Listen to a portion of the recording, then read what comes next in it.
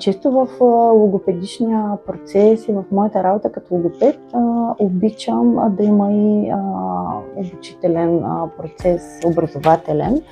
Умните зарчета, примерно, на неща от душа са много любими не само на мен, но и на децата, с които работя.